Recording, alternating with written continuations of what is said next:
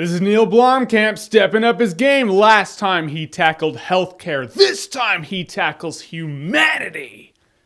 Maybe.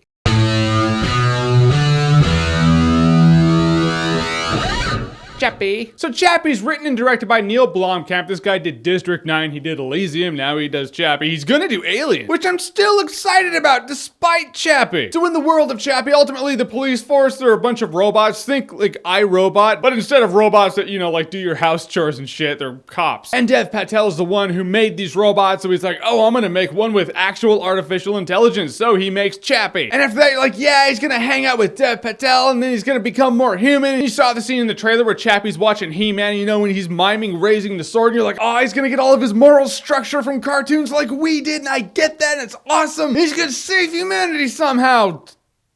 I'm sorry to say, guys, the trailer left out one very important thing. Chappie's actually about this artificial intelligence robot that gets created and then hangs out with these criminal drug dealers and gets manipulated to be a criminal. And then that happens for about an hour and a half. Then Hugh Jackman gets his day in the sun and then the movie ends. It was really a bummer. Ultimately, Chappie gets dropped off with this crew that you don't give a shit about, played by bad actors from a band. You're just watching them, you're like, I want all of you to die because you're all dicks. You never side with these people because these are criminals who are corrupting a youth. They beat it over your head like Chappie's like a kid. Chappie's like a kid. They're like, all right, well, let's just train him to be an asshole. And Chappie's never an asshole. He just thinks it's normal to do some of this shit. And in that, the movie does a really good job at making you see that this robot, this sentient being is actually being manipulated. And you feel for him and you're like, oh man, just get out of that situation. Doesn't change the fact that Chappie sees this dude as his dad and the woman as his mom. And you're like, nah, Chappie, just leave them. I don't like them. I don't like them in the movie. I don't like what they're doing. The movie just feels worse with them in it. And even by the end of this movie, these shitheads are unrepentant for corrupting this child mind that is the sentient being that is Chappie. But you're supposed to feel for them. Like, oh man, I feel bad for you guys and all the trials you're having right now. No, they're just the lesser of two evils out there. It's like a rival gang war, and these just happen to be shitheads that aren't quite as bad as the other shitheads. The movie would have been better if Chappie was hanging out with his maker, then he was getting his moral fiber from his maker and, you know, watching He-Man cartoons, but his maker would be like, Chappie, we have to be good. We have to not use violence because we have to be good people. You have to show us what it is to be human. It would have been a great message about humanity. Then things out there get worse and Chappie's like,